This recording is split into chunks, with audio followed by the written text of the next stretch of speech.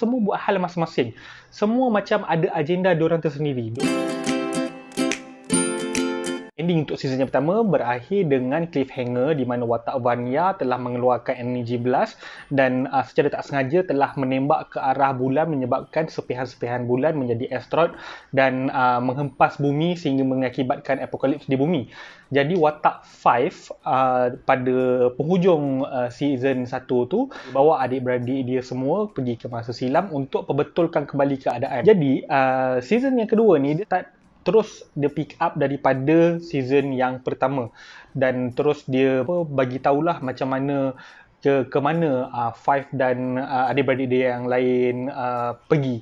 So, starting season kedua ni, geng The Umbrella Academy ni diorang tercampak ke masa belakang. Five telah membawa diorang ke tahun 1960-an, tetapi pada tahun-tahun yang berbeza daripada tahun 1960 sampai ke tahun 1963. Dan memang bersepah-sepah lah, dia tahun 1961, ada tahun 1962.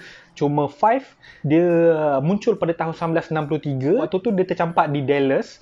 Dan waktu tu dia sedang menyaksikan satu pertempuran antara askar Soviet dan askar USA yang mengakibatkan perang nuklear. Starting untuk episod pertama pun aku agak amazed juga sebab buat pertama kalinya kita nampak semua watak Umbrella Academy ni bergabung, ibarat macam Avengers lah kan, bergabung untuk melawan askar-askar Soviet. Nanti episod pertama tu je dah amazed dah membuatkan kita tertarik untuk tahu apa yang akan terjadi seterusnya. Okay? Dan kemudian watak Five yang menyaksikan keadaan tu, dia rasa terpinga-pinga lah kenapa kan benda ni boleh jadi lagi.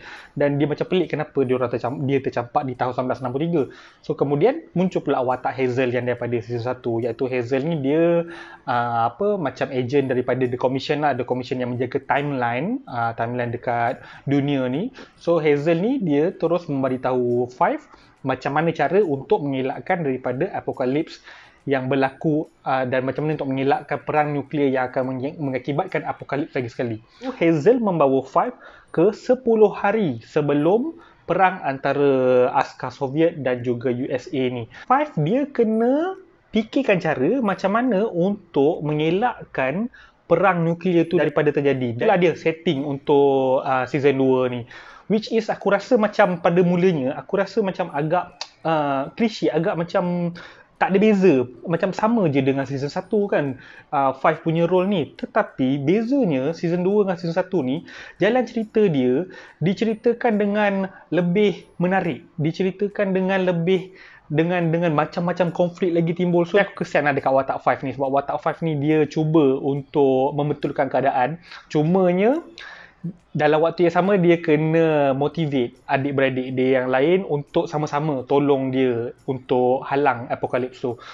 Apa yang aku nampak dalam siri The Umbrella Academy ni adalah konsep dysfunctional family, di mana kita tengok dalam Umbrella Academy ni dia tak sama dengan kumpulan superhero yang lain. Diorang ni memang tak ngam antara satu sama lain. Diorang ni memang semua buat hal masing-masing. Semua macam ada agenda diorang tersendiri. Diorang tak peduli, macam contohnya Five dia ada misi dia kan untuk menghalang apokalips. Tetapi sepatutnya itulah diorang punya misi utama satu kumpulan. Cumanya setiap individu ni diorang ada masalah-masalah diorang sendiri juga. Daripada awal sampai habis, beberapa kali Five mencari idea, mencari jalan penyelesaian untuk settlekan masalah apokalips ni, tetapi sering digagalkan oleh adik-beradik yang lain. Watak Five ni dia memang ada dia saja yang betul-betul ingin menjalankan misi tu.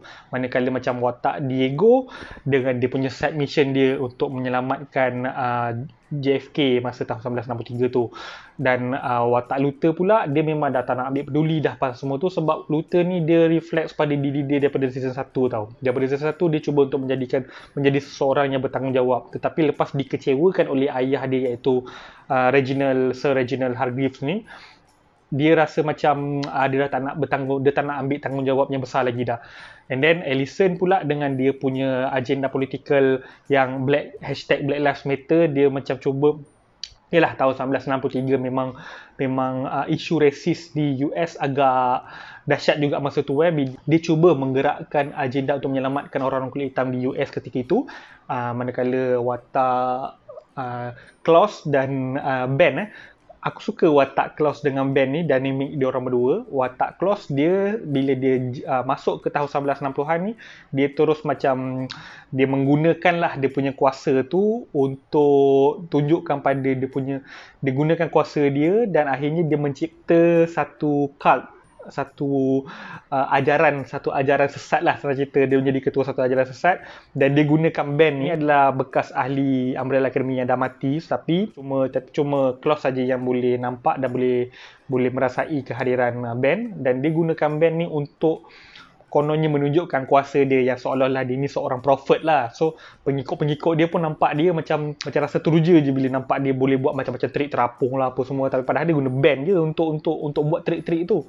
Vanya pula, kalau ikutkan watak Vanya ni daripada awal dia punya cerita dia macam tak ada kena-mengena sangat dengan plot utama dalam cerita ni, tapi in the end sebenarnya watak Vanya ataupun jalan cerita Vanya dengan family yang dekat farm tu ada memainkan peranan yang penting pada penghujung season ni. Dan bagi aku watak yang paling macam loser gila lah dalam cerita ni, watak Luther. Luther tu memang ialah dia dengan badan King Kong dia, so macam bila tengok dia punya cara pemikiran dia apa semua kan, memang totally nak kata macam monkey brain lah. Memang apa ni, bila tengok dia berinteraksi dengan Five, macam mana dia boleh memang asyik boleh lah, asyik lost saja. Watak dia memang asyik lost saja. Tapi sebenarnya ikutkan yang paling lost adalah Klaus ni. Klaus dia watak yang paling tak involved dengan apa yang ahli-ahli Umbrella Academy ni buat. Dia paling last sekali yang tahu pasal Apocalypse lah, pasal Vanya ke, pasal anything lah, pasal apa-apa, dia paling last sekali yang tahu. Sebab dia ni memang jenis tak peduli. Tapi still, Klaus ni dia tak useless macam Luther. Dan Diego pula, dia power yang paling macam tak berapa gah sangat antara ahli-ahli ni, tapi dia cuba untuk involvekan diri dia cuba untuk memberi diri dia satu ruang supaya dia boleh melakukan something yang lagi bagus daripada ahli-ahli yang lain.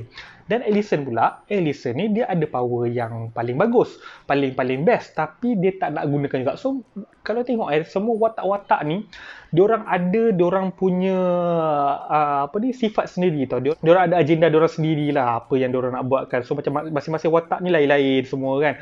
Tapi nasib baik, in the end, akhirnya diorang pun cuba untuk bekerjasama dan cuba untuk tidak melakukan apa yang diorang pernah lakukan pada season yang pertama. Okay?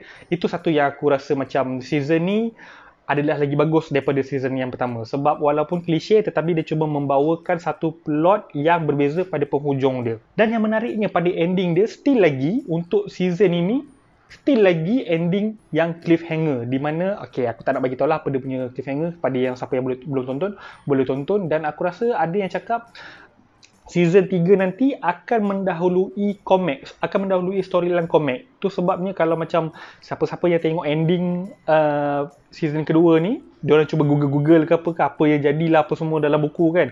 Biasanya memang macam itulah kan, kalau macam kita tengok siri-siri yang diadaptasi daripada buku.